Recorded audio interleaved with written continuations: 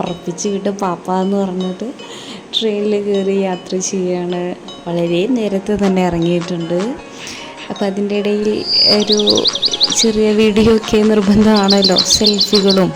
അത് നോർമലി നമുക്കെല്ലാവർക്കും ഇപ്പോഴുള്ള ഒരു ശീലമായിട്ട് മാറിയേക്കാണ്ട്. പിന്നെ കഴിക്കാൻ ഞങ്ങൾ മോസ്റ്റ് പ്രിഫർ ചെയ്യുന്നത് അടയാണ്. നല്ല നാടൻ അട ഉണ്ടാക്കിയിട്ടുണ്ടായിരുന്നു, അട കഴിച്ചു.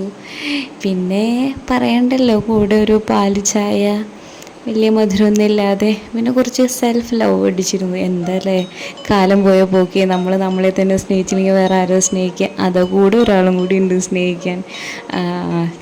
ചേട്ടായി അവിടെ എന്തോ പാട്ടും സിനിമയൊക്കെ കണ്ടുകൊണ്ടിരിക്കുകയാണ്. അതിൻ്റെ ഇടയിൽ എൻ്റെ ഓരോരോ കുപ്രായത്തരങ്ങൾ, അല്ലെ സെം എക്സാമായി, അതാലോചിച്ച് കുറേ ടെൻഷൻ അടിച്ചിരുന്നു. പിന്നെ വിചാരിച്ചു ഒരു ഷേക്ക് കുടിച്ച് കഴിഞ്ഞാൽ ടെൻഷനൊക്കെ മാറുമെന്ന്. അങ്ങനെ ഞങ്ങൾ ഷേക്ക് കടയിലെത്തി, ഷേക്ക് കുടിച്ചു, മാംഗോ ഷേക്ക് അടിച്ച് വീട്ടിലേക്ക് യാത്ര ചെയ്യാണ്. അങ്ങനെ വീട്ടിലെത്തി കുളിച്ച് ഫ്രഷായി നേരെ അടുക്കളയിലോട്ട് കയറി.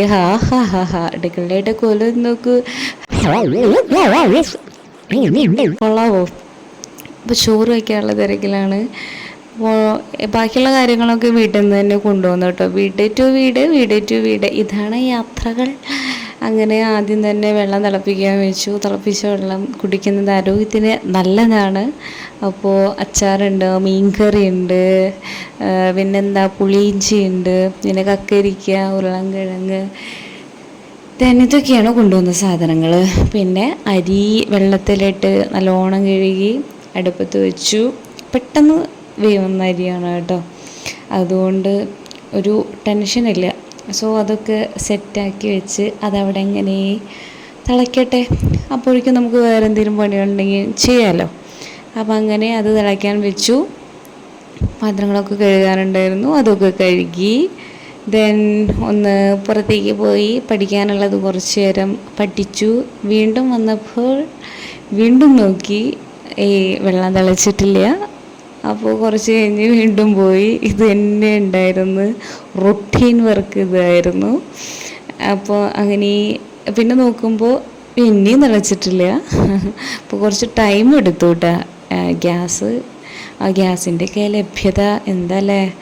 അപ്പോൾ നല്ല രീതിയിൽ ഉപയോഗിച്ചില്ല എന്നുണ്ടെങ്കിൽ ഏതൊരു സാധനം കിട്ടാൻ ഭയങ്കര പാടാണ്. പിന്നെ കാശുള്ളവരെന്തും ആവാമല്ലോ, അങ്ങനെ പറഞ്ഞിട്ട് കാര്യമില്ല.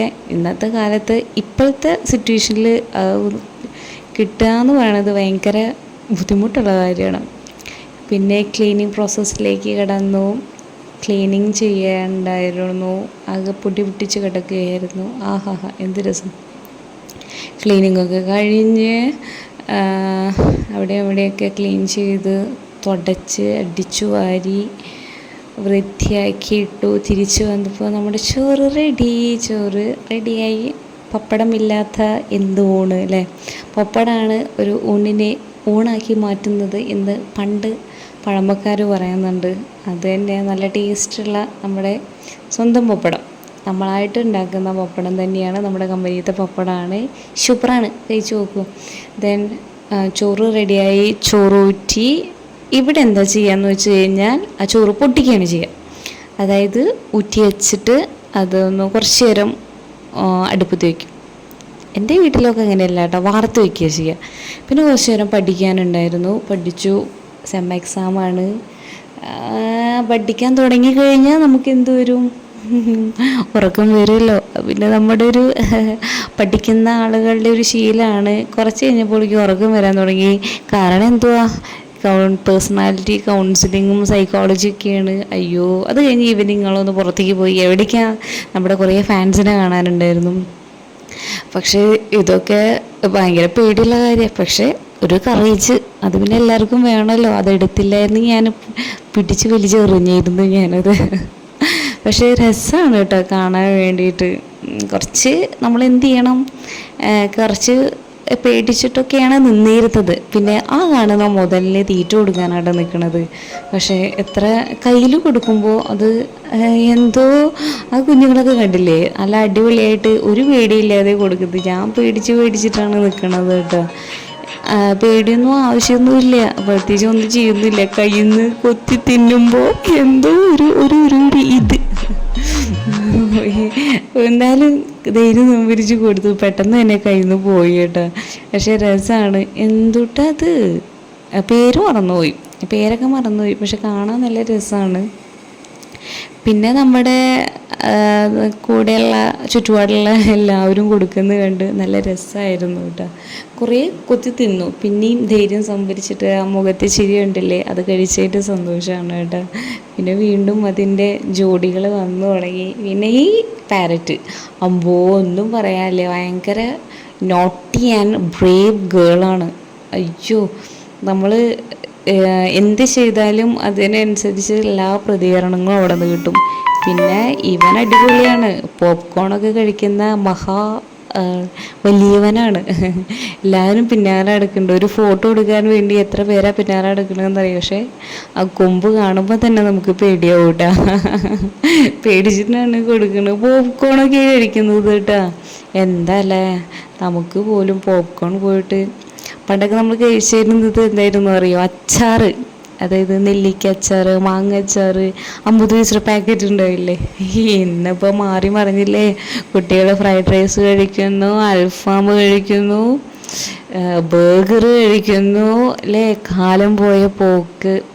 നമുക്ക് ഇന്ന് കാണുമ്പോൾ എല്ലാം സർവ്വസാധാരണയായിട്ട് തോന്നും. പക്ഷെ ഒരു കാലത്ത് ഇതെല്ലാം ഒന്നുമില്ലാതെ വളരെയധികം ബുദ്ധിമുട്ടിയ ഒരു കാലം ഉണ്ടായിരുന്നു. അതെല്ലാവർക്കും ചിലപ്പോൾ ഉണ്ടാവണമെന്നില്ല.